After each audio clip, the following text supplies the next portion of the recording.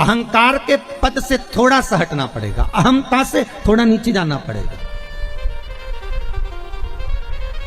अरे लंकाधिपति रावण को मारने के लिए कितना प्रयास कर लिया भगवान राम ने, लंकाधिपति रावण को मारने के लिए कितना प्रयास कर लिया लक्ष्मण जी ने, लंकाधिपति रावण को मारने के लिए कितना प्रयास कर लिया श्री हनुमान जी ने। भगवान राम बाणों पर बाण चलाते रहे पर रावण के प्राण नहीं छूटते थे। तब राम जी महाराज ने उस समय पर श्री हनुमान जी से पूछा, हनुमान तू शंकर का अवतार है, मैंने तुझे इसलिए रखा मेरे साथ में कि शिव मेरे साथ में रहना चाहिए, तू बता कि रावण कैसे मरेगा। हनुमान जी बोले, मैं रुद्र का अवतार हूं, सत्य कहता हूं कि इसके हृदय में जब तक शंकर का नाम जाप चल रहा है इसको कोई नहीं मार सकता, ये पक्का है। तो एक काम ऐसा करो कि इसके हृदय से शिव निकल जाए, इसके हृदय से शंकर बाहर हो जाए, तब जाकर तो इसके प्राण छूटेंगे। तब तुरंत हनुमान जी महाराज बोले कि प्रभु अब आपको क्या बताऊं कि मैं अगर लंकाधिपति रावण के सामने खड़ा रहूंगा तो ये रावण मरने वाला तो नहीं है, क्योंकि मैं स्वयं शंकर का एक अवतार हूं और मैं शिव का अवतार रावण के सामने जब तक है तब तक यमराज की तो हिम्मत नहीं है कि यहां आकर खड़ा हो जाए। स्वयं राम जी के प्राण छूटे जब की कथा निकाल लो, जब राम जी के प्राण छूटे उस समय की कथा निकाल कर देखिए।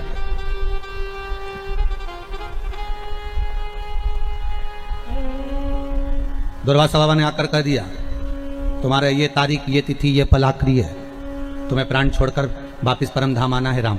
ये शब्द को लक्ष्मण जी ने सुन लिया था तो लक्ष्मण जी का त्याग करना पड़ा था। सुनिए ना कथा, लक्ष्मण जी का त्याग कर दिया।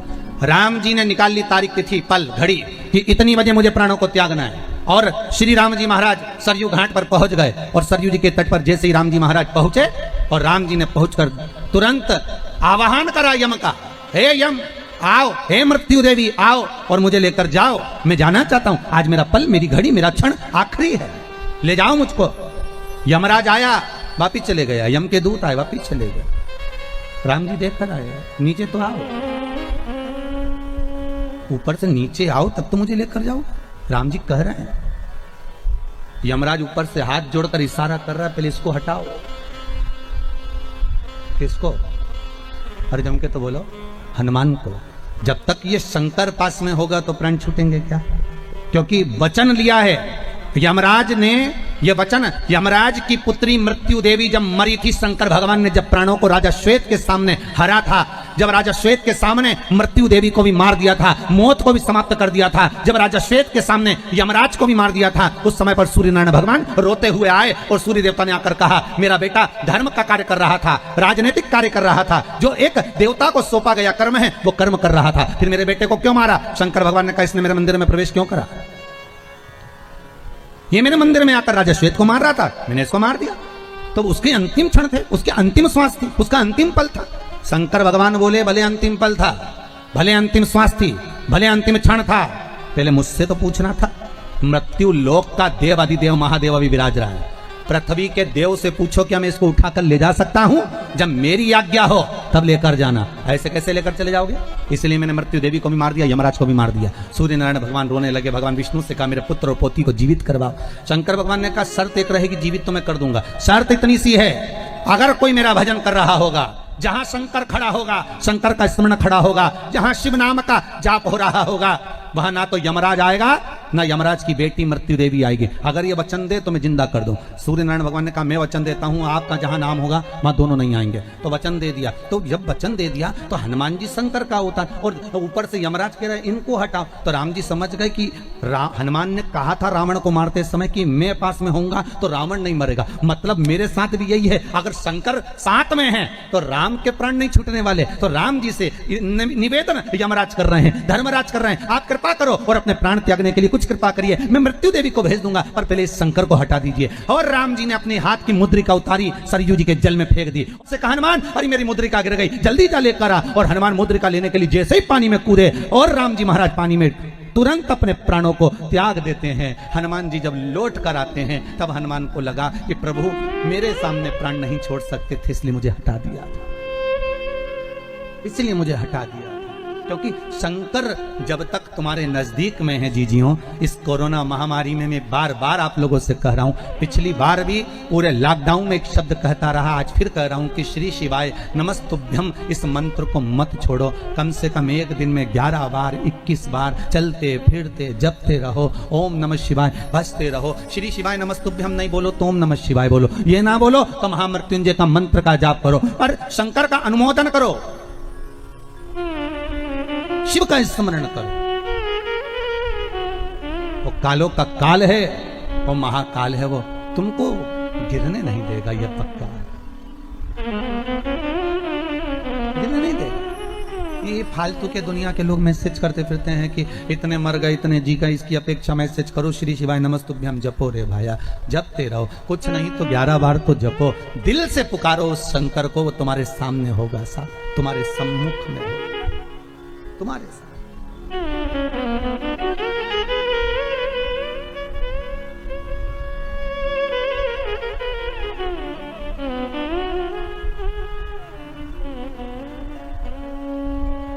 करो अनुष्ठान दिल से, देखो औषधि खाओगे तो थोड़ा तो फर्क पड़ेगा। अरे बोलो तो सही है कि गलत है? वो वैक्सीन लग रहा है, कम से कम उससे दवाई शरीर में रहेगी तो फेफड़ों पर तो कोरोना का असर नहीं पड़ेगा, इसलिए तो वैक्सीन लगाई गई।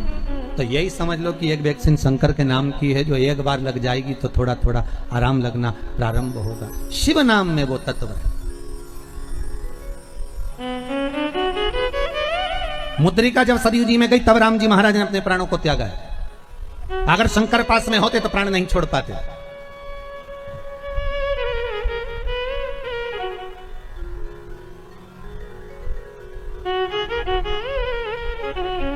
प्राण नहीं, अब तुम मृत्यु कैसे आए? ये प्राण चरण का प्रहार लगा, संत की शरण में शनि महाराज गए।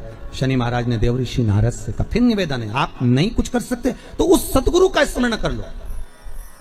जैसे शनि महाराज को लगा कि मेरे पांव में चोट लग गई, मेरा पांव टेढ़ा हो गया, मेरा पांव अब काम नहीं कर रहा, मैं एक पांव से कैसे चल पाऊंगा, तब शनि महाराज को लग गया कि अब कोई नहीं बचा सकता, अब कोई सदगुरु ही चाहिए, अब ही चाहिए, अब किसी गुरु की शरणागति ही चाहिए। और ऐसे समय में कई बार ऐसा भी होता है कि हम गुरु तक नहीं जा पाते, कभी कभी ऐसा भी होता है कि हम गुरु के पास नहीं पहुंच पाते, कभी कभी ऐसा भी होता है कि हम गुरु के नजदीक नहीं पहुंच पाते। जैसे द्रौपदी का चीर खींचा जा रहा था, रो रही थी द्रौपदी, आंखों से आंसू भरकर द्रौपदी ने भीष्म पितामह से कहा, मैं तुम्हारे घर की बहू हूं, तुम तो लाज बचाओ। भीष्म पितामह कहते हैं, मैंने दुर्योधन के घर का अन्न खाया है, जैसा खाया अन्न वैसा हो गया मन, जैसा पियो पानी वैसी हो गई वाणी, जैसा पियो दूध वैसा बन गया बुध। गाय का दूध पियोगे तो गाय जैसे निर्मल रहोगे, थैली का दूध पियोगे तो थैली जैसे हो जाओगे, डब्बे का दूध पियोगे तो गोल हो जाओगे। इसलिए गौ माता के दूध का पान का वर्णन किया गया। अन्न का बड़ा प्रभाव है महाराज जी, बहुत ध्यान रखना पड़ता है अन्न खाने वालों को।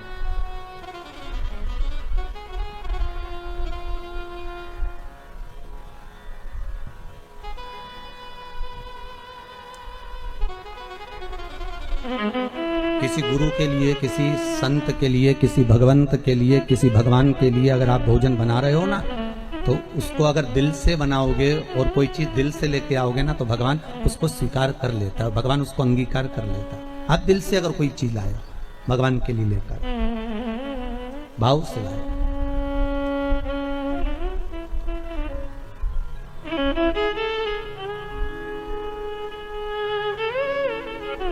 अब दुर्योधन तो बैठा है, दुशासन चीर खींच रहा है, द्रौपदी रोती बिलकती धृतराष्ट्र गांधारी के सामने जाकर खड़ी हो गई, कोई नहीं बचाया। आखिरी में द्रौपदी गुरु द्रोणाचार्य के पास में गई, मैं आपकी चेली हूं, आपने मुझे गुरु मंत्र दिया। कोई साथ नहीं देता, पर जिस गुरु ने मंत्र दिया है वो तो साथ देगा ना, आप तो साथ दो। गुरु द्रोणाचार्य मुस्कुराते हुए कहते हैं, रे द्रौपदी, इस सभा में जितने बैठे हैं कोई तेरा साथ नहीं देगा, मैं भी तेरा साथ नहीं दूंगा, क्योंकि मैं गुरु हूं। भले मैंने मंत्र दिया है, पर एक बात याद रख ले, गुरु भले साथ ना दे, पर जो मंत्र दिया है तुझको तो उस मंत्र को जप, गुरु मंत्र जो मिला है उसको जपो। हम आपसे फिर कहें तुम्हें शिव पुराण याद रहे ना रहे, आप शंकर की कथा, कई लोग ये भी पूछते हैं कि गुरुजी हम शिव पुराण सुनेंगे और आप कहते हो कि शिव पुराण सुनना चाहिए, तो जब हमारे प्राण छूटेंगे तो जब तक तो शिव पुराण हम भूल ही जाएंगे, तो फिर प्राण छूटेंगे जब तक तो शिव पुराण शरीर में रहेगी ही नहीं, फिर मतलब क्या पुराण सुनने से? और आखिरी में कौन पुराण सुनाएगा? फिर तो गरुड़ पुराण सुनाएंगे, फिर कौन शिव पुराण सुना रहा? तो आपका क्या कहना है गुरुदेव?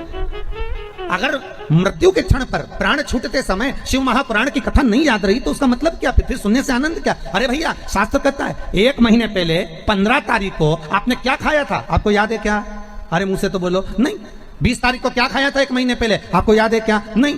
पर 20 तारीख को 1 महीने पहले 15 तारीख को जो तुमने खाया था वो तुम्हारे शरीर में गया, जाने के बाद उसका रक्त बन गया, रक्त बनने के बाद वो शरीर में आज तक चल रहा है।